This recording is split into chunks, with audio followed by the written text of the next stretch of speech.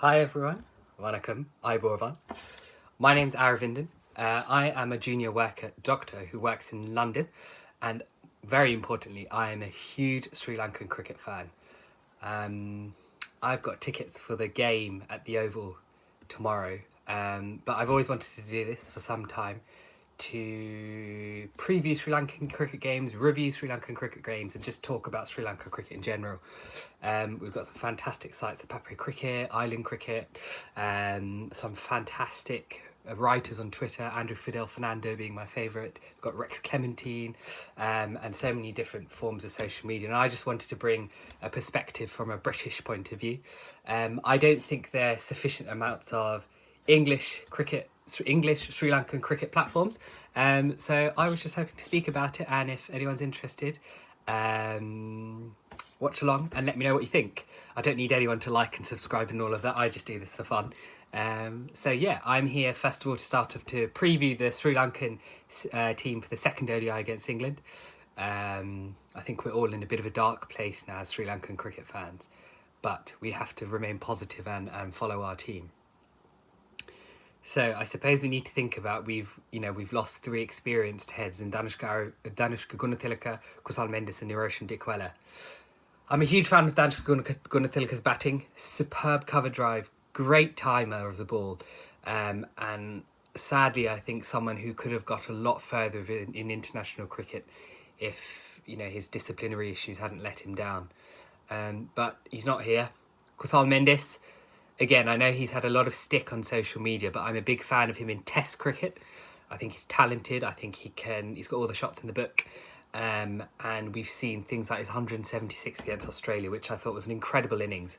But I've not been a fan of him in ODI and T20 cricket for some time now. I saw in the T20s he takes a lot of balls to get started, and you just can't do that now. Coming in the 7th and 8th over, you have to get going from, kind of the first, second ball, but kind of pushing around, prodding around, and then getting out is not going to work. And Niroshan Dickwella, I love his character, I love his energy, I love his fight, but I'm not sure again about the discipline for the game.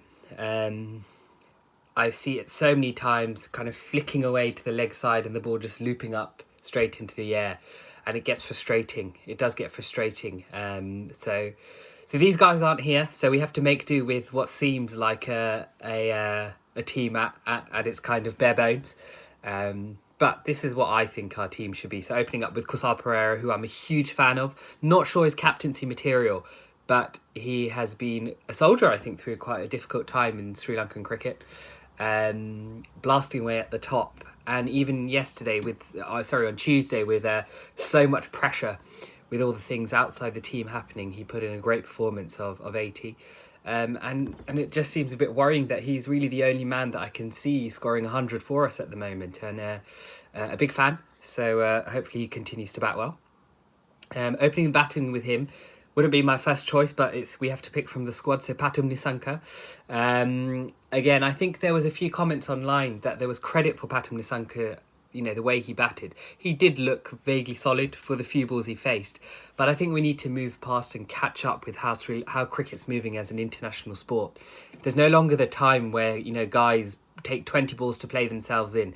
You have to get going if you want to win. We have to stop the attitude in Sri Lanka cricket of it's all right if we compete.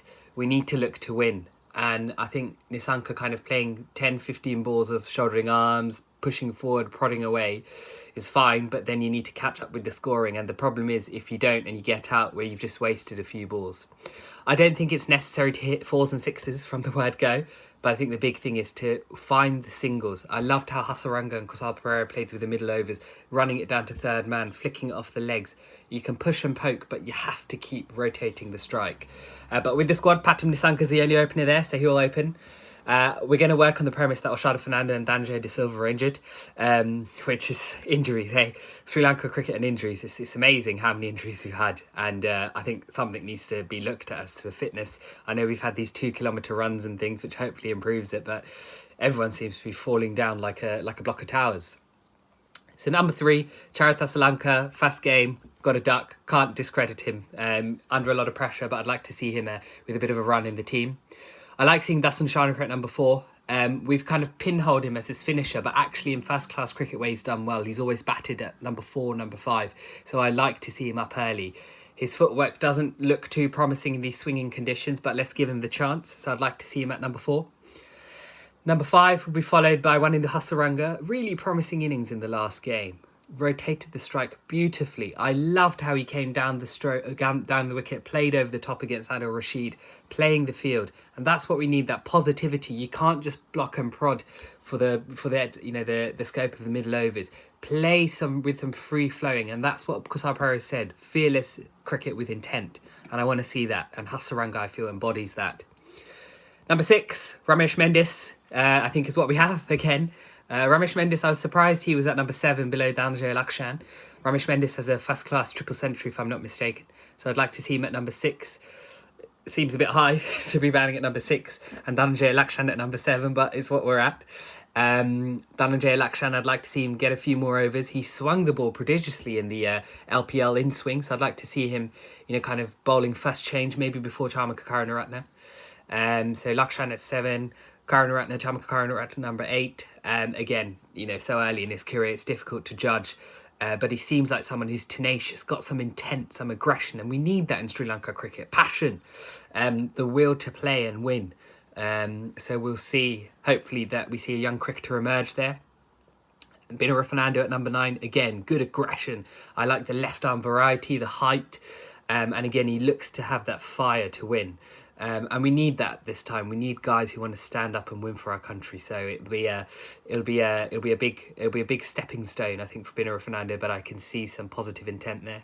Chamira has been excellent at number 10. What a bowler he's been this tournament. He's come in bowled with pace, aggression, swing, and it's the best I've seen of Dushmanto Chamira since I remember a New Zealand series where he bounced out a lot of the guys in New Zealand. So excited for Chamira and hope Lahira Kumara follows up with him. And Praveen J. Wickrama, I like it. I think we've seen Sandakan for a while now. And it's the thing with mystery, isn't it? I think sometimes mystery is fine and we see guys like Kaminu Mendis who bowls left arm and right arm.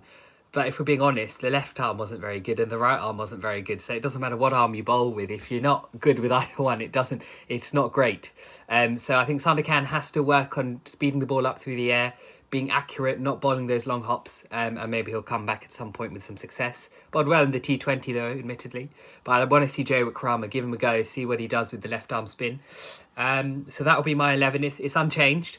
I don't think there is a need for any other changes. Isurudana, I think we've built him up to be this incredible death over specialist, but I don't really remember him ever winning in a game for us at the end overs. So we have to get past these kind of stereotypes we've created for players. I don't think Isurudana is that great finisher we have, and I think it's disappointing. He's been around cricket for a long time, so if 11 years on you're still not a great kind of finisher at the end, then when are you going to be? So that's what, my team for the time being is. I just want to create this channel, like I said, just to speak about Sri Lankan cricket, see if we can get some English followers. If you do like my channel, just comment below and let me know what you think. It's just starting. If it doesn't work, it doesn't work, but I just enjoy talking about Sri Lanka cricket. So, yes, I'm going to be sending this to Andrew Fidel Fernando, who is my favourite author. I love his tweets. Rex Clementine as well is a fantastic person on Twitter that I want to kind of mingle with. Danushka Aravinda, Estelle Vasudevan, who I love reading her comments as well. Fantastic input on cricket. Damit Weerasinghe, who again I enjoy watching his previews on the Papare cricket. So yes, I'll see you guys soon.